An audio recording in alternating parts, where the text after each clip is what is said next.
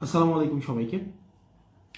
আপনারা যারা কিছুক্ষণ আগে আমি একটি বিজ্ঞপ্তি হাতে পেয়েছি, সেটি হচ্ছে প্রবাসী ভোটার যারা রয়েছে বিশ্বের বিভিন্ন প্রান্তে, বাংলাদেশ থেকে প্রতি বছর একটা উল্লেখযোগ্য সংখ্যক মানুষ বিদেশে যায়। বাংলাদেশ ছাড়া বিভিন্ন দেশে, বিশেষ করে মধ্যপ্রাচ্য, ইউরোপ, ইউএসএ, তারপর হচ্ছে অস্ট্রেলিয়া, পৃথিবীর বিভিন্ন প্রান্তে বাংলাদেশের মানুষ জীবিকার তাগিদে যায় অথবা ভালো একটা জীবনের সংস্থানে তারা বিদেশে যায়। এবং প্রবাসীদের বাংলাদেশের অর্থনীতিতে কন্ট্রিবিউশন, বাংলাদেশের সবচেয়ে বড় খাত যেটা, সেটা হচ্ছে আমাদের রেমিটেন্স খাত। তো রেমিটেন্স যোদ্ধা ভাইয়েরা বিদেশের বিভিন্ন প্রান্তে আছেন। আপনাদের আজকে নির্বাচন কমিশন একটি বিজ্ঞপ্তি দিয়েছেন, আপনাদের এবার নির্বাচনে পোস্টাল ব্যালটের মাধ্যমে ভোট দেওয়ার শেষ সময় হচ্ছে 25 জানুয়ারি। অর্থাৎ আপনাদেরকে যে পোস্টাল ব্যালটটি পাঠানো হয়েছে, সেই ব্যালটে আপনারা 25 জানুয়ারির মধ্যেই আপনারা ভোট কার্যক্রম আপনাদেরকে সম্পন্ন করতে হবে। দেখেন, ভোট কি মার্কায় দিচ্ছেন সেটার থেকে জরুরি হচ্ছে আপনার ভোট প্রদান করাটা। যারা প্রবাসী রেমিটেন্স যোদ্ধা আপনারা রয়েছেন, আপনাদেরকে বিভিন্ন হেনস্থার মধ্যে পড়তে হয়। আপনি যখন ভিসার জন্য, আমি যেহেতু একজন রেমিটেন্স যোদ্ধার সন্তান, আমার বাবা দীর্ঘ 22 বছরের বেশি সময় বিদেশে ছিলেন।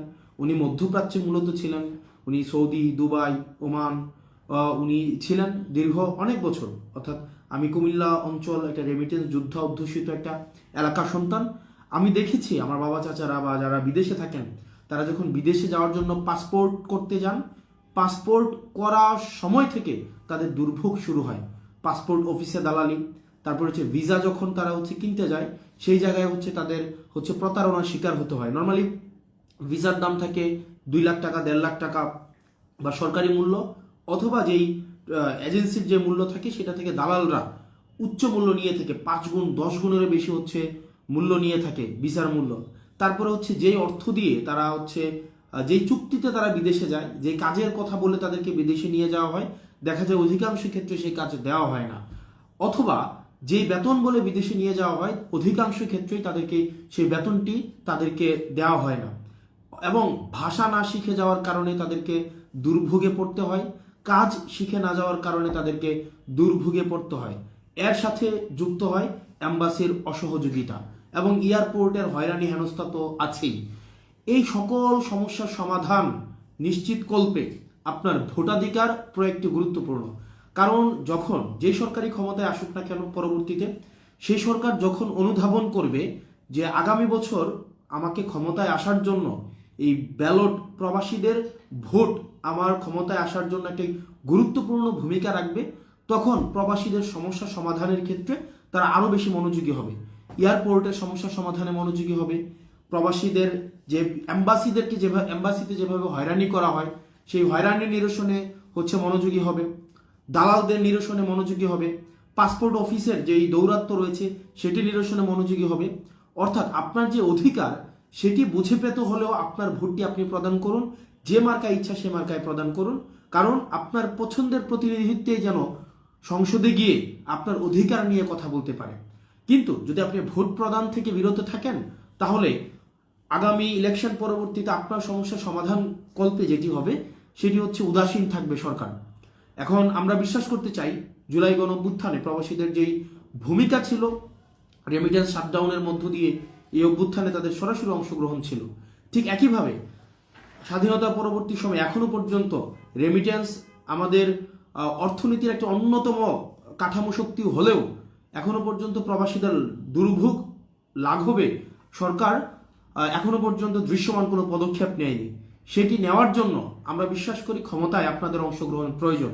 ক্ষমতায় আপনাদের অংশগ্রহণের জন্য আপনাদেরকে অবশ্যই আপনার ভোটাধিকার আপনি প্রয়োগ করুন, যাতে করে আপনার পরবর্তীতে যেই ক্ষমতায় আসুক না কেন, যেই সরকার গঠন করুক না কেন, যাতে করে আপনার ভোটের কথা মাথায় রেখে তারা যেন নীতি নির্ধারণ করে।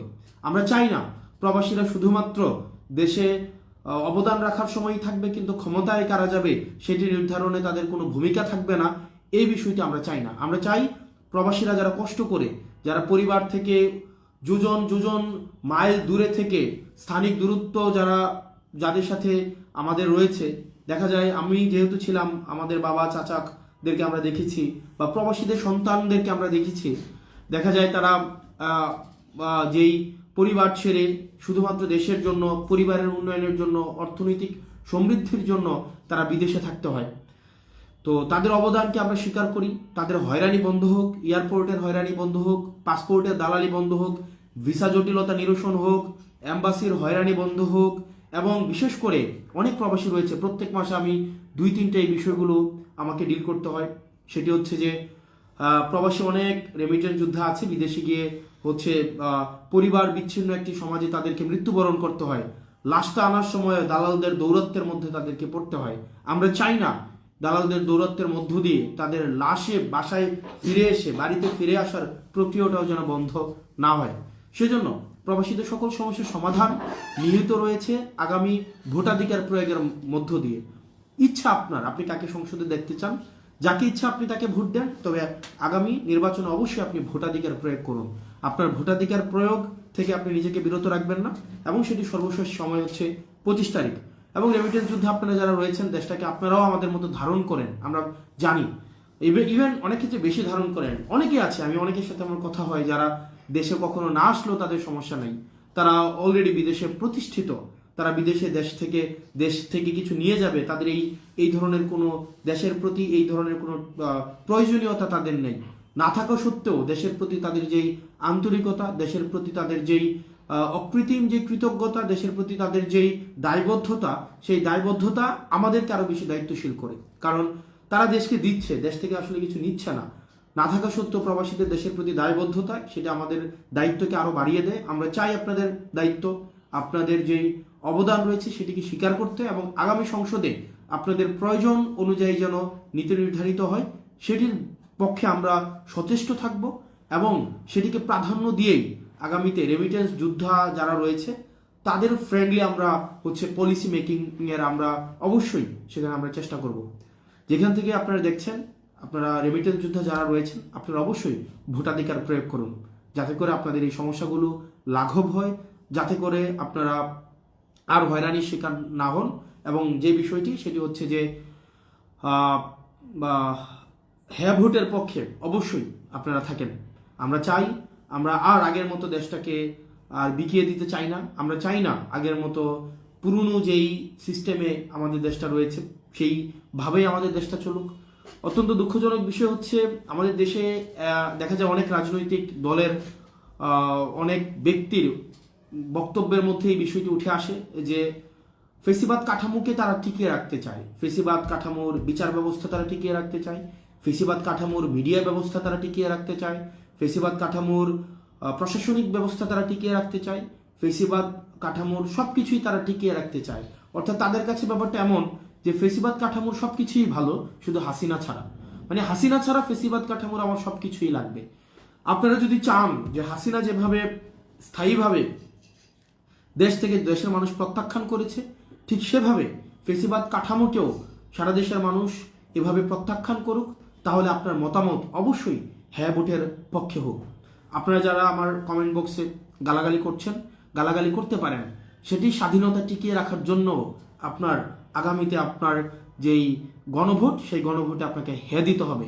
কারণ আপনি যদি হা না দেন, দেখা যাবে হচ্ছে কিছুদিন পরে বাসা থেকে কমেন্ট করার জন্য বাসা থেকে উঠাই নিয়ে যাবে হাসিনার মতো করে। তো এই যে গালির স্বাধীনতা আপনারা পাচ্ছেন, নিজের মতো করে আপনি গালি দিতে পারছেন, কমেন্ট করার পরে আপনাকে চিন্তায় থাকতে হচ্ছে না যে আপনার কমেন্টের কারণে আপনাকে বাসা থেকে পুলিশ তুলে নিয়ে যাবে, ডিবি তুলে নিয়ে যাবে। সেই স্বাধীনতাটাকেও যদি আপনারা স্থায়ী করতে চান, তাহলেও আপনাদের আমরা চাই গণভোটের পক্ষে আপনি ইয়েস এর পক্ষে অবস্থান করুন, হা ভোটের পক্ষে অবস্থান করুন। আমরা চাই না যে আমাদের ব্যাক স্পেসের ব্যবহার আমাদেরকে করতে হোক। আমরা 24 পূর্ববর্তী সময়ে আমরা দেখেছি যে আমরা একটা কিছু চিন্তা করলে আমরা তখনই বুঝতাম আসলে দ্বিমত প্রকাশের স্বাধীনতার অভাবটা কতটুকু, যখন কিছু একটা লিখে আমাদেরকে ব্যাক স্পেস দিয়ে আমাদেরকে মুছে ফেলতে হতো। আবার যদি আমাদের ব্যাক স্পেস ব্যবহার না করতে হয়, তাহলেই আমরা চাই আপনার এই গণভোটে আপনারা হেয়ার পক্ষে অবস্থান নিন।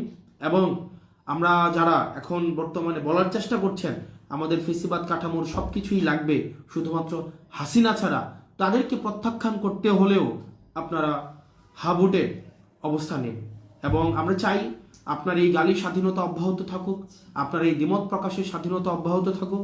আপনি যেন নির্বিঘ্নে, আপনি যেন রাষ্ট্রের যিনি সর্বময় ক্ষমতার অধিকারী যিনি হবেন, তাকেও যেন জিজ্ঞেস করতে পারেন যে আপনার ইনকাম কত এবং আপনি কিভাবে আপনার ব্যয় নির্বাহ করেন। তাকেও যেন আপনি নির্বিঘ্নে প্রশ্ন করতে পারেন, যেমন প্রশ্ন আপনি আমাদেরকে এতদিন ধরে করে গিয়েছেন।